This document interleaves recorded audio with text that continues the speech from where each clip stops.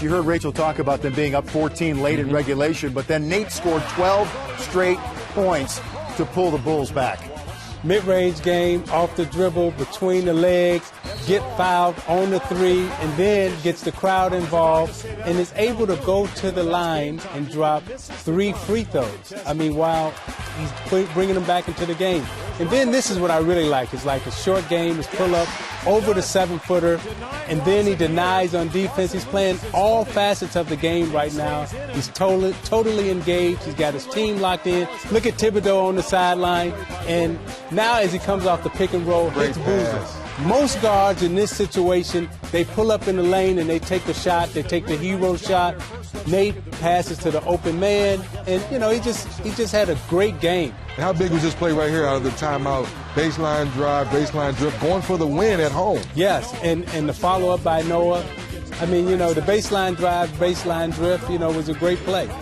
And then the Nets got what they wanted here. Darren Williams got himself a shot. It just didn't go. And what a great play by Jimmy Butler on the offensive rebound. Great call, Vince, because a lot of guys give up on the play. You're so worried about boxing out and not letting your man get it.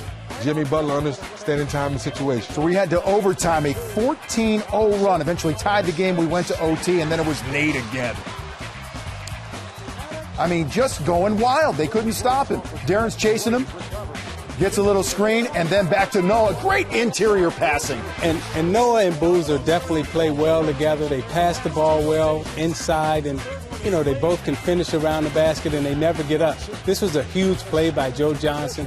Covered, going left, tough shot, tough floater in the lane, game winner. I mean, he and Nate were battling the whole fourth quarter in overtime. Joe came alive. He had 6 in the first overtime. He came alive, made some big shots, but some people say, Joe, why did you wait so long to get going? And then Nate, he said it best. I have confidence in myself. No matter what kind of shot it is, I believe I can make it. He banked it home. Do you believe it? It's a 2-point lead, but then Joe Johnson again getting himself close and beating the buzzer to tie the game again. We're playing another overtime. Ice cold water in his veins. And, this was 2 great coaching performances, too, by Thibodeau and Carlesimo. At the end of the game, they were all getting good shots. Great pass right there. Again, the interior passing by those 3 is fantastic. Noah 15 in the game. Boozer 21 in the game. But there's that man again, Joe Johnson. And he hits. And he is fouled. But I say it again, guys. What takes you so long, Joe, to get engaged to the ball game? You shouldn't wait till this late in the game.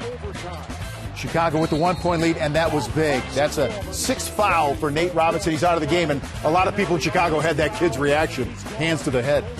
Yeah, and this is when you would think that Brooklyn would really take advantage of the situation, but Chicago kept battling, they kept fighting, and eventually they ended up winning the game, and they just found a way to win. But that's a great play by Lopez to block that shot, and now we head to a 3rd overtime, and Nazr Mohammed gets himself involved. The old Chicago kid again. Nazi's got all the moves. He's a great rebounder, great interior player. Block shots right there, fights underneath, and it was a great game. And again, Boozer at the foul line. Mohammed comes in, gets the rebound, and that was the backbreaker right there. Nazr Mohammed had 9 points in the game, none bigger than right there. And you could see Noah on the bench. He had fouled out as well. It became a war of attrition. Who would outlast the other?